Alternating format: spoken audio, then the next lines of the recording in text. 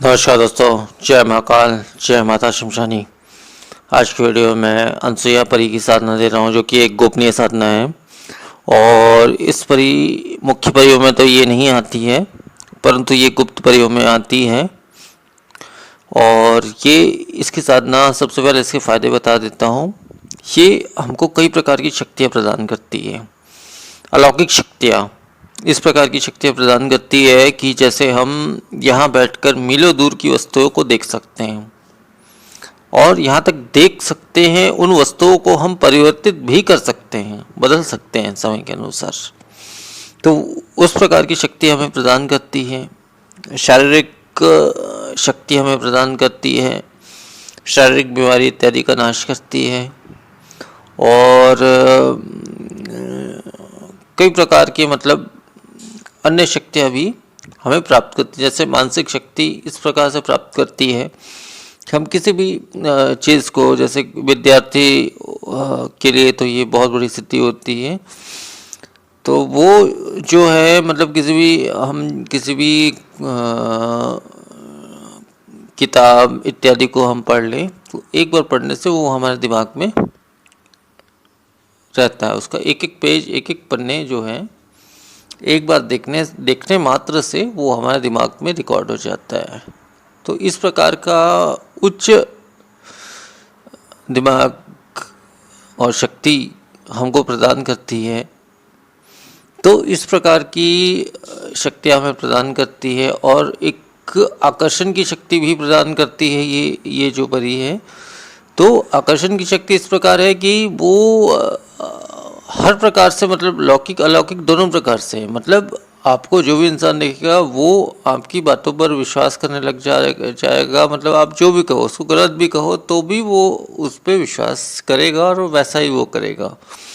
उस प्रकार की शक्ति भी प्रदान करती है हमको। और अलौकिक में देखिए, जैसे देवी देवता इत्यादि को हम जैसे बुला रहे हैं, तो हमको ऐसी चुंबकीय शक्ति प्रदान करती है कि वो देवी देवता या इत्यादि साधना या जो भी साधना हम कर रहे हैं, वो तत्काल जो है वो सिद्ध होती है। वो देवी देवताओं को हमारी तरफ आकर्षित कर देती है, खींच लेती है। तो इस प्रकार की शक्ति भी ये प्रदान करती है। तो इस प्रकार की बहुत सी शक्तियाँ हमको प्रदान करती है। तो इस प्रकार से इन कारणों से जो है इस साधना को किया जाता है। अब साधना विधान बताऊं तो इसमें आपको साधना विधान भी बहुत ही आसान है। तांबे का एक लोटा चाहिए। तांबे के लोटे में आपको जल लेना है, थोड़ा सा, आधा लोटा आप जल ले लीजिए। और उसमें जो है आपको सिंदूर से 7 टीके लगाने हैं। दिशा आपकी पश्चिम होगी। और ये आप साधना जो है कृष्ण पक्ष में कर सकते। कृष्ण पक्ष में किसी भी दिन से कर सकते हैं आप। अमावस्या से लेकर 9 दिन के अंदर, 9 दिन के अंदर जो है साधना को आपको करनी है। और ये कभी भी कर सकते हैं। दिवाली की रात करें तो बहुत ही अच्छा रहेगा। हो सकता है एक ही दिन में ये साधना आपकी सफल हो जाएगी, क्योंकि बहुत जल्दी ये साधना सफल होती है। उसके पीछे भी जो कारण है वो सब बताने लगूंगा तो बहुत समय इस वीडियो में बहुत लंबा हो जाएगा। तो दिवाली की रात अगर आप करना चाहें तो इस साधना को आप कर सकते हैं। तो एक बाजोट ले ले, एक लकड़ी का पीढ़ा ले ले, कोई भी लकड़ी का हो। उसमें एक काला आसन बिछा ले, उसके ऊपर में एक तांबे का कलश रख ले, आधा जल भर ले, उसमें इत्र इत्यादि मिला ले। कोई भी इत्र हो, गुलाब का हो, चमेली का हो, जो भी इत्र हो, 2-3 प्रकार का इत्र मिला ले, गंगा जल मिला ले थोड़ा सा, और उसमें 7 बार अभिषेक कर ले। और सुंदर सा एक पुष्प उसमें बना ले।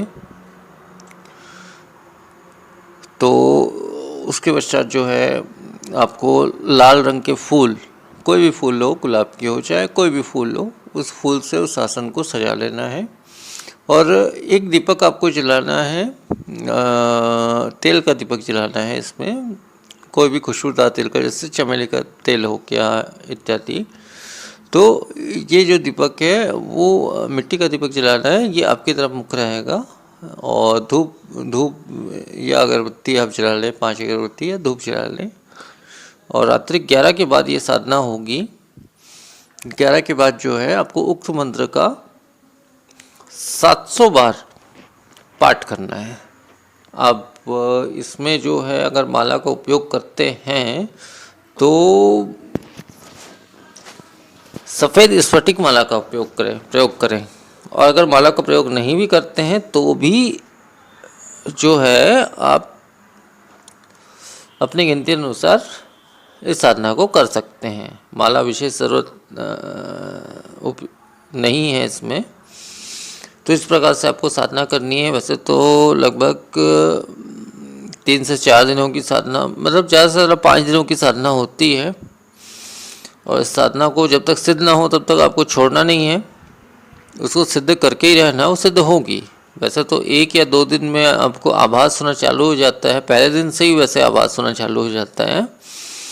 जो पुराने साधक है वो तो शायद 2 दिन में साधना को सफल कर लेंगे, सिद्ध कर लेंगे। लेकिन जो नए साधक हैं उनको हो सकता है कि ज़्यादा से ज़्यादा 5 दिन लग जाए या 4 दिन लगे।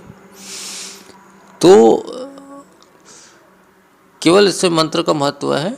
और भोग में थोड़ा सा आप कोई भी सफ़ेद मिष्ठान हो गया, जैसे पेड़ा हो गया सफ़ेद रंग का, या सफ़ेद मिष्ठान हो गया, या खीर हो गया, कुछ भी ऐसा सफ़ेद रंग का मिष्ठान भोग इत्यादि आपको चढ़ाना है। और साधना के पश्चात जो है, साधना के कंप्लीट होने के पश्चात जो है आपको उस प्रसाद को स्वयं ग्रहण करना है, स्वयं खाना है, किसी और को नहीं देना है। और गुप्त रूप से साधना को करना है, इस साधना के बारे में किसी को भी नहीं बताना है।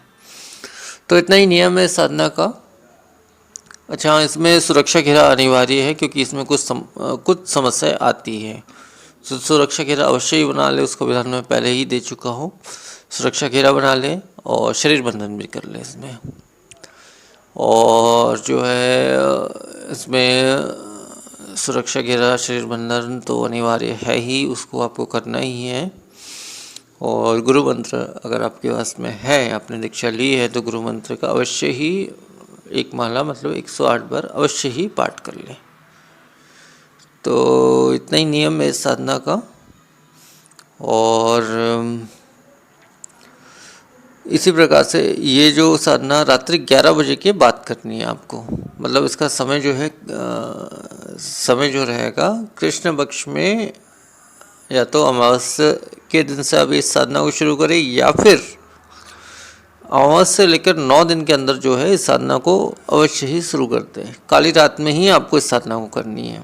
हालांकि ये तामसिक परी है, परंतु ये जो है सात्विक भोग आप दोगे अवश्य ही वो ग्रहण करेगी।